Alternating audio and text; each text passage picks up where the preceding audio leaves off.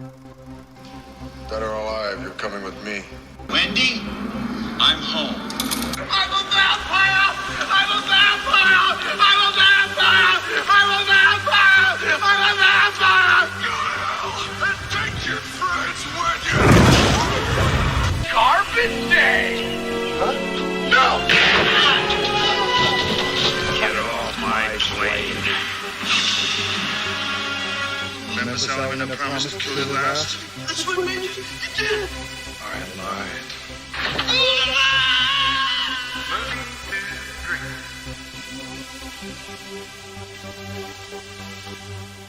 Right, hello everybody, and welcome to this bonus track of Movies to Drink To.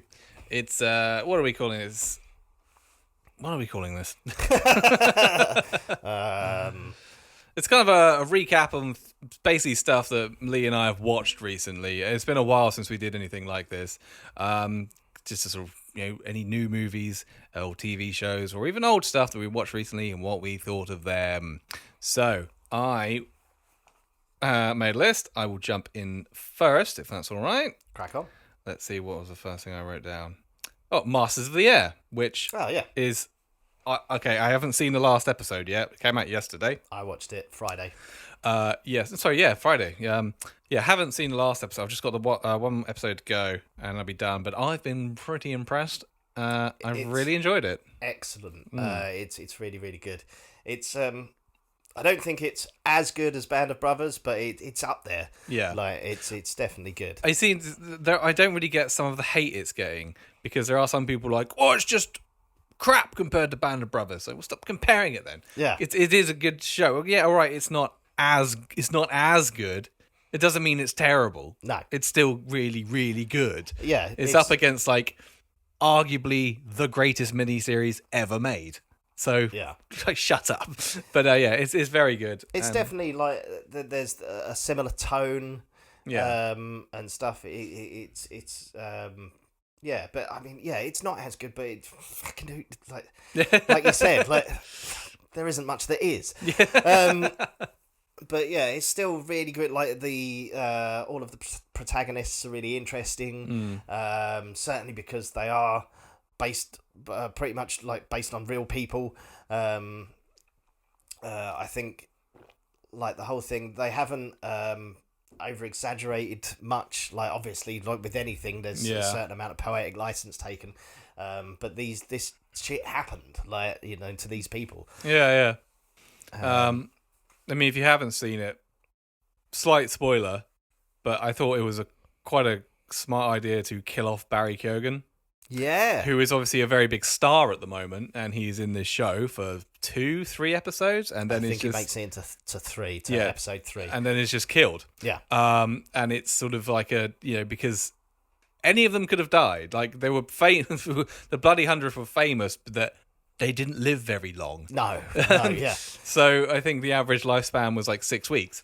Yeah. To have a big star in it and then sort of kill him off very early on. Yeah, is kind of it's a huge moment as well, like in that thing. Yeah, it's definitely a bit of a gut punch of a death. Yeah, definitely. But yeah, it's very, very good. But yeah, it's very well done. And I was saying to Finn before we started recording, like if you've got Apple, if you watch it on Apple, there's a documentary about the real people, called The Bloody 100th on Apple as well, which is well worth a watch. But yeah, it was it captures the sheer terror of being in those planes, and the actions stuff is insane, and it's terrifying to watch, and it's all, and the stuff in Europe as well where they're like on the run is terrifying. Like the scene in the train stations and stuff. It's just like edge of your seat, like, oh god, Nazis awful. Are so awful, aren't they? But it's like if you're up in the air, and those things weren't particularly sturdy. No, at all. Like you see them, and it looks like they're paper mache, almost because the length of distances they had to fly and stuff. They weren't particularly thick, like planes. But yeah, if you're up in the air, you're being shot at by fighters as well. Like there's missiles coming at you and all sorts. If you're going down, you're going down. Yeah, you're going down. There's nowhere to hide. Yeah. Right. Okay, cool. Yeah, that was Masters. Yeah, definitely check that out. Anything else, Mr. Smith, you're currently watching? Have watched recently? Well, we both went to see Dune Part 2. We did. Yeah, it's great. It's I think I need to watch it again. I really enjoyed it, but I don't think I enjoyed it as much as everybody else seems to be enjoying it. Right. People are like, this is like the best thing since Empire Strikes Back. I'm like, I mean, it's good. Yeah. It's good, but it's not. Is it that good? Is it? Was I missing something? So I need to see it again. But yeah, it is very good. It's very cinematic. Oh, yeah. It's Beautiful to look Oh at, yeah, as was the first one. yeah, as are all of Villeneuve films. Oh, I can't remember how to pronounce his name. Anyway, yes, it concludes that story. Well, no, it doesn't. It's if you haven't read the books, Yeah. which I have not, when the film ends, and again, this might be spoilers, but it's like it doesn't end. It just sort of stops happening. Yeah, it's very much. It feels like a middle film, even though it isn't really. No. It's basically this is the second. The part one was the first half of the original book. Part two is the second half of the original book, and then it's carried on in Dune Messiah, Yeah, which Villeneuve is currently writing. yeah, So yeah, it's very much like. I don't know if it was like if Frank Herbert did it deliberately or whether he got to a stage and he was like, "Fuck me, I've got loads more to do." yeah. Should probably end, otherwise this book's going to be this big. Yeah.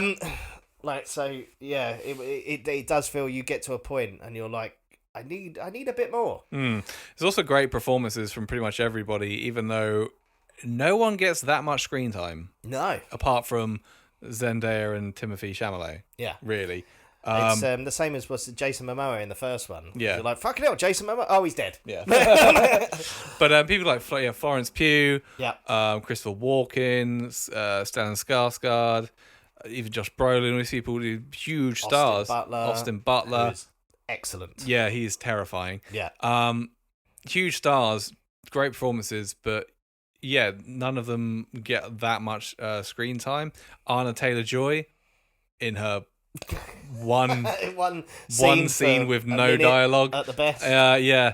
Because it was like I knew she'd been cast and she was Yeah. at the premiere, and then I don't know when she shows up in the film, like hour number 2 or something. Yeah. And it's quite like late on. I'd forgot that she was meant to be in it, and then she's there, and then she's gone. You're like, why? That's it. Yeah. You hear her whispering at one point. Yeah, I'm assuming that in Dune Messiah, her plays character a bigger quite role. a Yeah. big part in that. Yeah, I think in the David Lynch one, her character is like born and there. Yeah, do you see her as a... as a child, she's like a weird little kid. Yeah, it's all very strange. Yeah. But it is fantastic. It's beautiful to look at. It's very epic. Yeah, I thoroughly enjoyed it. Like, it's... It is long. It is long. It is long. Very long. But I didn't feel particularly like... I think I only looked at my watch once. Eh? I think I only looked at my watch once. It's pretty good for me. I don't know. I was like... It got to a point, I was like, I feel like this film's wrapping up, and it wasn't. But other than that, yeah, it didn't bother me like the race. It's like 2.5 hours, Yeah. I think. And there are some bits in it that did make me laugh, which are probably memes now already. I mean, it doesn't make it any less of a brilliant film, but there's this whole thing where Paul Atreides is like, we're not going south. We're not going south. We can't go south. It's too south. And then he walks up to the top of a dune, sits there. Against the rock. Yeah. And then goes back down and is like, all right, let's go south. Yeah.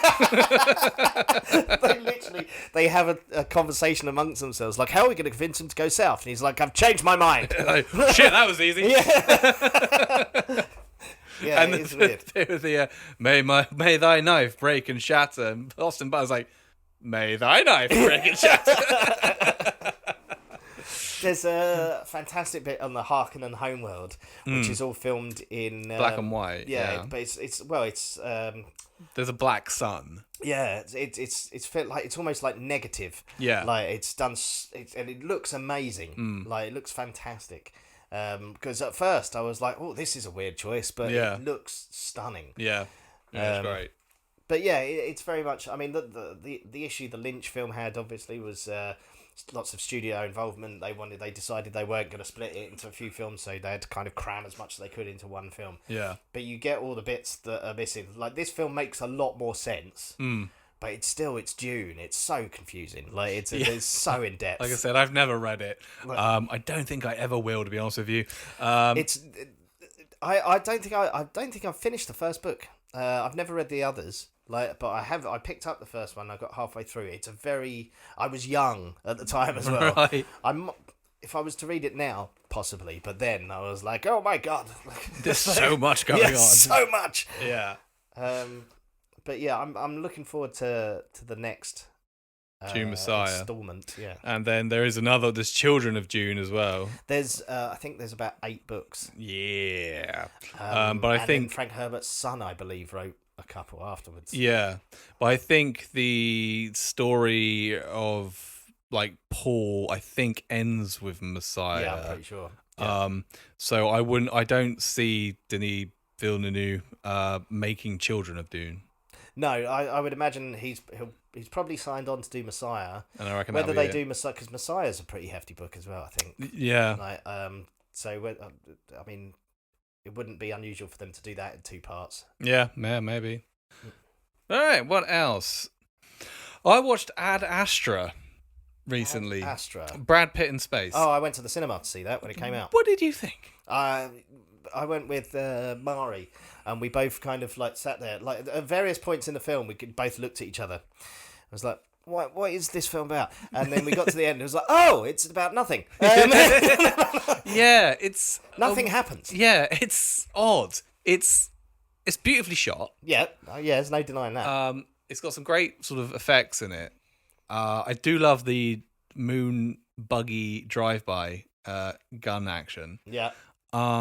Brad Pitt's a very subtle actor. And I don't mean he's boring, but he's very subtle at times. Like sometimes it really works, like in Benjamin Button.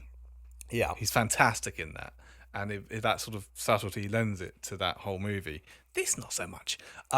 He's almost kind of robotic to a point in this, and the plot, I don't get it. Isn't it? He's looking for his dad.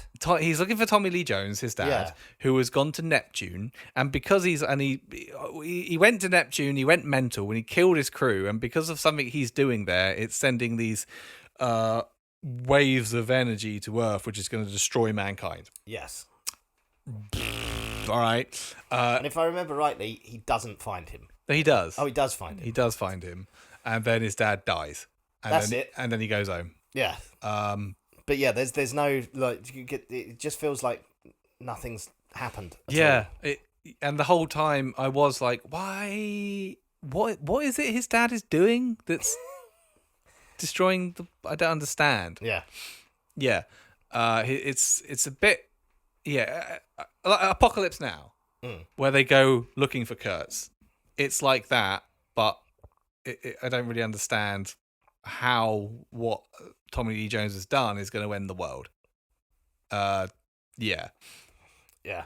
No, But I remember being annoyed. It's quite good if you just want to watch something with like no energy. Yeah. Oh yeah, it's very much it was a slog through the cinema because we were both like. Oh, and there's a baboon at one point that kills everybody. Oh, that's the best bit. The baboon, Yeah. the baboon in space monkey. Yeah, that's the best bit. Christ. But yeah, it's all right, but not a lot happens. Very low energy film. Another one I watched was 65. I've got that queued up. but I Adam haven't Driver watched versus the dinosaurs. it. Is it fun or is it bad? It's bad. It's very bad. It's not a good film. Ah. It's very uninteresting. Well, it sounds like it should be interesting. Yeah, it's that's- not. It's a bad film. It's boring. You just the whole time you're like, I don't care. Yeah. I don't fucking care. And it's just it does that same trope that everything has done for so long. Disgruntled bloke has to look after a child Right. and get them somewhere safe. That's there's it. dinosaurs. Oh, and there's dinosaurs. Yeah. Yeah, I did download it, but I have not watched it. For that reason, like I've heard no good things about it. No. So I was like, wow, It's not even like good action. It's just boring. incredibly boring. That's a shame. Yeah, because I mean, how can you make dinosaurs boring? Yeah. Well, they found a way. I did part watch the film recently. Couldn't finish it. It was Dashcam. Nope, never heard of it. I think it's by the same guy that did that. What's the name of that film? It was all filmed entirely like on like Zoom calls. Oh, Unfriended. Is it Unfriended? Where there's like they do like a séance or something online. Yeah, the one that was filmed during COVID. Yeah, that's yeah, it, yeah. yeah. I like that. Unfriended was good. Yeah. Dashcam takes a similar premise. It's this woman. It's set around like COVID time. It's this woman who's like a big like MAGA Trump fan. Right. But she like streams herself. She like drives an Uber or something. She streams herself singing in a car all the time or some shit. And then she goes to England. Just turns up at her mate's house in England without telling him, and she's just so abrasive, like, and horrendous. Apparently, they used to be in a band together, but just within the first 5 minutes, I was like, "Please kill this woman!" Like, she's so grating. Like, and then there's a weird bit where she gets kicked out of that guy's house, goes to this place to like pick something up, and ends up picking this old woman up, and then this old woman ends up shitting herself, and like it just like, and then this old woman's floating around, but you see all this like done on phones and like webcams and stuff. Right. It's I couldn't get past. I got halfway through and I was like, life is too short. and that woman, like, I'm sure she's deliberately written like that, and then at the end she does die, hopefully. But it was an incredibly difficult watch just purely because of her. Like, hated it. A good film though I saw at cinema is The Iron Claw. Oh yes, I haven't seen that The yet. Iron Claw is fantastic. Zac Efron, Jeremy Allen White, and Holt McNeely in it. It's about the Von Erichs, the professional wrestling family. It's not really a film about wrestling though. It's very much a film about family, and it is not an easy watch at times. If you are prone to crying, you will cry. Yeah, it's quite brutal in places, but fantastic performances. Yeah. From everybody. Zac Efron is amazing. You know? I was just like, I mean, he looks monstrous now, but he's really good in it. Everyone's very I've good. kind of got time for Zac Efron now. Like, I know where he started, obviously, is like those annoying High School Musical films and stuff. But he does take projects that kind of push him. Yeah, as an actor, yeah, definitely. Yeah, this is one of them. Even that Ted Bundy film, which is boring. Right. He's very good as Ted Bundy. Right. Okay. Oh yeah, but the Iron Claw. I can't. Yeah, it's fantastic. Just brilliantly shot. I mean, it's a difficult story to tell, and if you don't know anything about the Von Erichs, probably even better. It's very much a story. Yeah, very much a story of like tragedy, and this supposedly cursed family, and yeah, it's very well done. Yeah. Considering, I mean, there was, we'll put it this way, there is the 4 brothers in the film. There was in real life a 5th brother who is cut out of the film. Oh, weird. Entirely. He's not mentioned. He's just not in the film. And they made the decision. They were like, pacing was an issue. How long this film was going to be was an issue. Yeah. And also, if we included him as well, it would seem too unbelievable. Bloody hell. Yeah. Even though that is true. But it was like, we have to rein it back. Like, the story is so unbelievable that we've had to rein it in a bit. Otherwise, audiences wouldn't buy it. Right. Jesus. But yeah, I highly recommend it. So it's not an easy watch. It's bleak, really. It's, there's one of those things, you're not going to want to watch, you probably watch it every 3 years, maybe. like you might do with Schindler's List. Yeah. It's quite harrowing, but yeah, it's very well done, and it's a great film. Huh. Yeah. So I finally got around to watching Barbie. Oh yeah. And I thoroughly enjoyed it. It's very funny. It's a great film. Like, it's I know obviously, like, you couldn't escape people throwing their opinions out about it. Yeah. But I've got to say, like, if you're a fella that's watched it and felt like attacked by it, grow up. It's just, I can't like. Or good, you should feel attacked by it. You're a problem. Yeah. Okay. Yeah. Put it that way. Like, there's nothing in it. I think that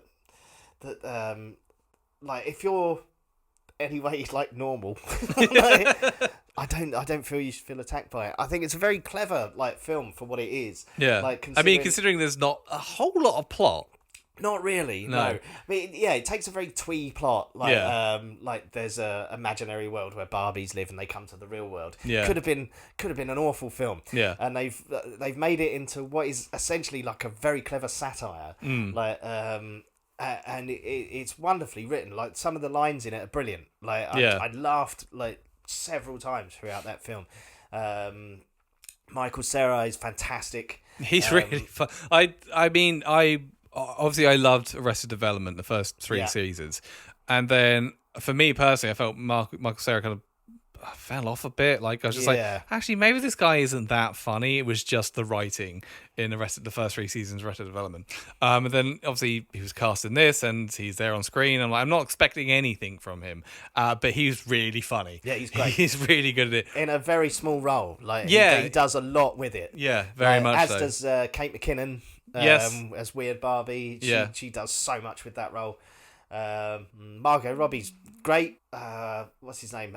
Ryan Gosling. Ryan Gosling is fantastic. Yes. Like, it's such an odd performance. Yeah.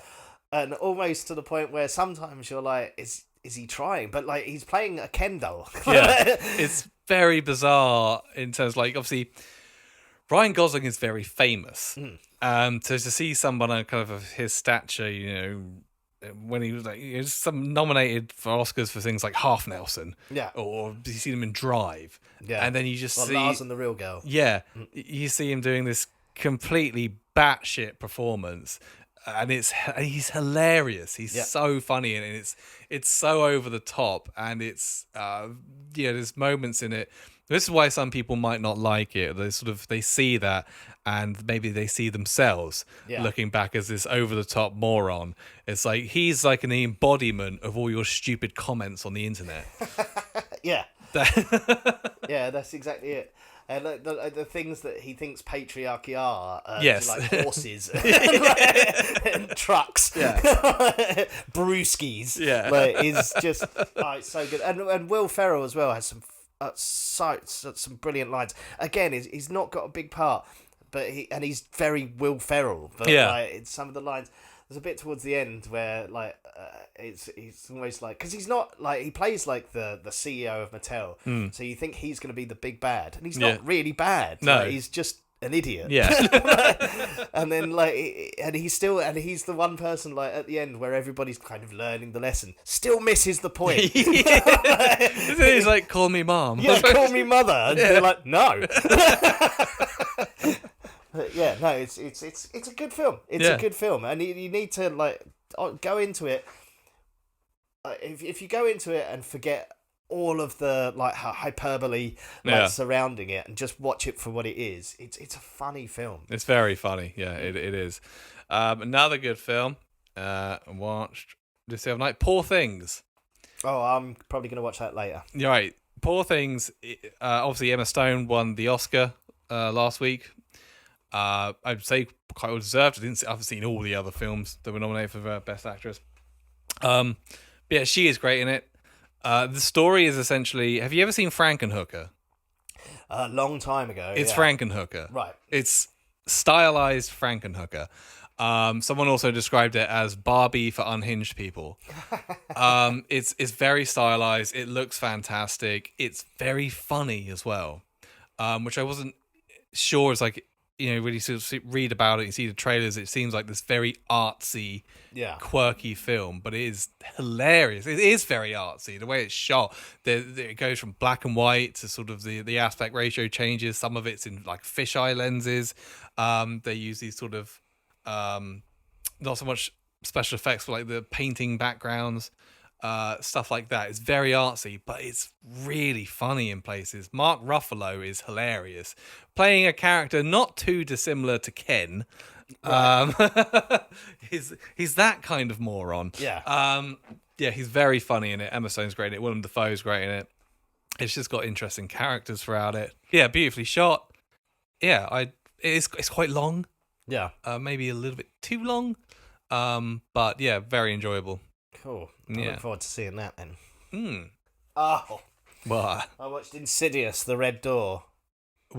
okay. It's like the latest in the. How many are there now? I've definitely Oh. seen the first one. I know I that. think there's like 5 or 6. What? There's definitely a few of them. Wasn't there? There's like the Skeleton Key or some shit. I fucking can't remember. But this one goes back to. It's got Luke Wilson in it again. It's Patrick Wilson. Patrick Wilson. One of the Wilsons. He's not related to the other Wilsons. One of the Beach Boys. I don't know. Patrick Wilson. Yeah, who's not related to Luke or Owen? Is he not? No. I've just always assumed that he was. He looks nothing. All the Doesn't Wilson mean he's brothers. not related. I'm sorry, the Wilson brothers all look like they're related, This is true. and I Patrick thought he was just Wilson the does odd not. one out. No, does not look like either of them. The weirdest thing is, you've got Luke Wilson and Owen Wilson, obviously very famous. Yeah. You've also got their other. Is it Andrew Wilson, the third brother, Right. who is the least famous objectively? Yeah. He's the best looking. Hang And on, then let me- Patrick. No, Patrick is not one of those Wilsons. Because I was looking at something, because on Framed this morning it was Bottle Rocket, Oh, right. Yeah. which I've not seen in ages. But Andrew Wilson, who is Oh, yeah. by far the most Quite handsome rugged compared to the of others. the three. But yeah, not as famous. Anyway, sorry, Anyway. Insidious with Yeah, so Patrick, Patrick Wilson but not that Wilson family. of the Beach Boys. And his son, like from the original 2 films. Who's must be in his 20s by now. Right? Oh, yeah, he is. He was also the kid that was in Iron Man 3 that did nothing. Okay. But yeah, he's been in a few things. But yeah, and now it's like his kids going to college.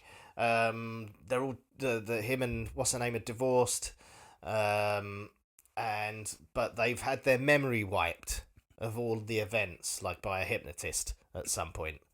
Okay. So, but now they're having like there's visions and stuff, and then like it's all about the father-son relationship, and then all of this stuff happens, and he gets possessed. It's garbage. It so bad. It sounds atrocious. Oh, it's Patrick Wilson actually directed this as well. Like, Oh God. so I mean, he's very deliberately done this. Because I like Patrick Wilson as an Yeah. actor. It's got a cameo from Lynn Shay right at the end. Who Lin Shay. Yeah, Lynn Shay. She was the like paranormal investigator woman in the original.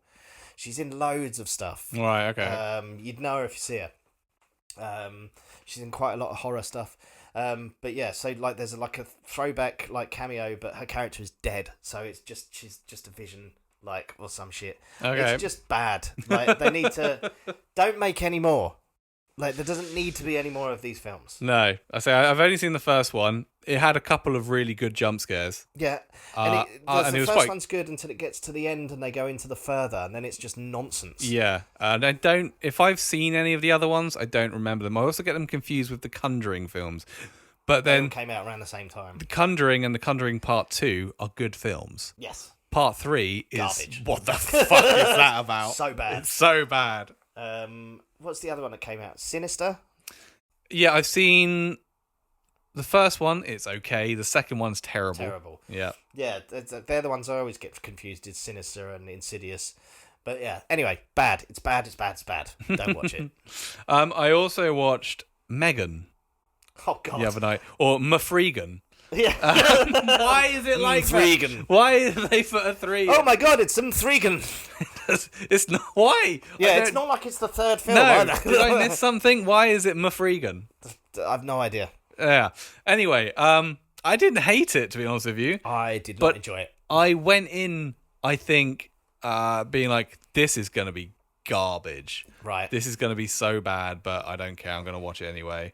It's just something to have on. And yeah, I didn't hate it. I thought it was all right. It made me laugh quite a few times. It's what I class as like a family horror film. Right. It's not particularly scary. Like It's not violent. It's not violent. No. You could watch this with your kids. Like, She's creepy though. There's certain scenes where she's quite creepy. Yeah.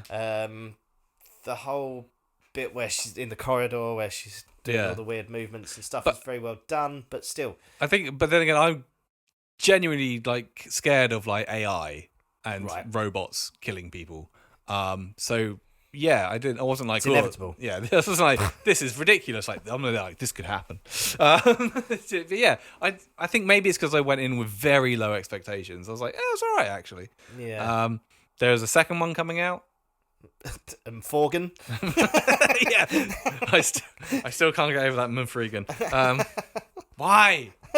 Why? It's never explained No. either in the film. There's not like it's not This like is she's the third model. Yeah, no, it's nothing like that at No, all. No, fucking stupid. And finally, last night I watched Palm Springs again. I love Palm Springs. I love Palm Springs. I don't think we've ever talked about it on here. It's such a good film. It takes what is a very kind of tired trope like in movies. It's been done It's well, Groundhog it's been Day. done badly. Yeah, Groundhog Day is obviously the one everyone remembers. Yeah. You're trapped in a 24-hour time loop. Yeah. Whatever, and you've got to do everything right to get out of it. So Palm Springs takes that and kind of runs with it. Like, Yeah. and it does like all of those like terrible thoughts. Like if I had 24 hours, Yeah, and just doing the same thing. the same thing again. Yeah. That is basically what Andy Samberg. Sandberg's character that kind Yeah. of does. And he's fantastic in it. Yeah. And I think the idea is that it's never really stated how long he's been, because basically at the start of the film he's in the time loop anyway, and he inadvertently brings the bride of honor at this wedding that he's Yeah. stuck in forever. She ends up getting stuck in the loop as well.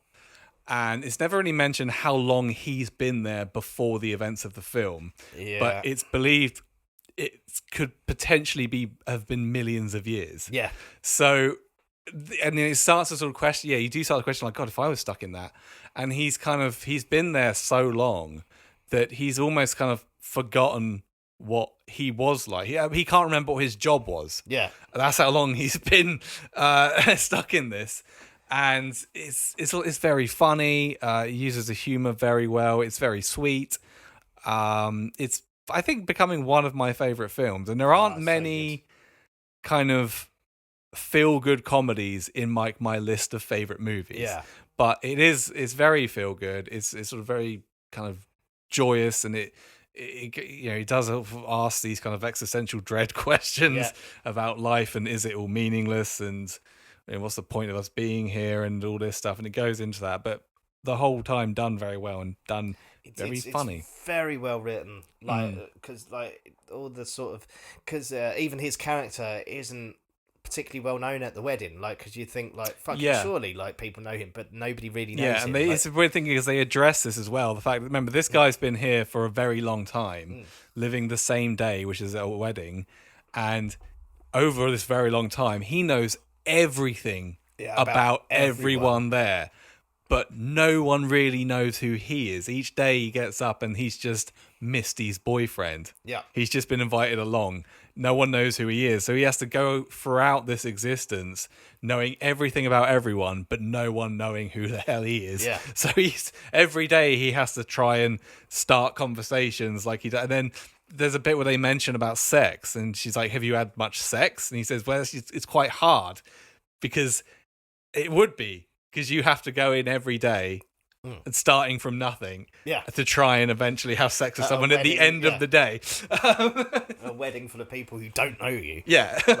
And J.K. Simmons plays. He's like Roy. father of the bride, isn't he? No, he's a wedding guest that is also stuck in the loop. Yeah. And yeah, he's fantastic He's in it. excellent. Yeah, it's one of those films where, like, I know we've talked about it, but like, I'd say the less you know about it, the better. Yeah. It's full of surprises and great characters, lots of great humor. I think if you like Groundhog Day, then definitely check it out. Like, because I think I like it more than Groundhog Day. I love Groundhog Day. I don't really like Bill Murray that much. I know you don't. But Oh yeah, definitely prefer this. Yeah, but Andy Samberg he's very likable. He's Yeah. very sort of charismatic, even when he's, his character is flawed, Oh yeah. but it's still kind of he still has that charisma that you go, I'm going to stick with him, and you are there for the whole journey. It's one of those films when it ends, well, you don't want it to end. Yeah. It's like you could happily just, I could be stuck in there with him. This is fine. It's very enjoyable. Right, I believe that's everything I've sort of watched recently. This of note. Yeah.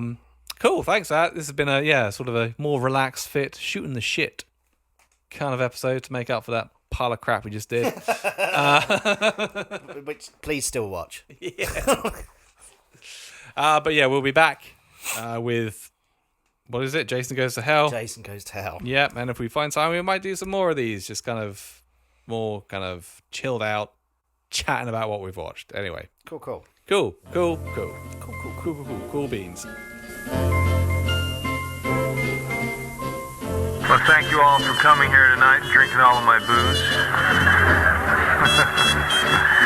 No, really. Please leave.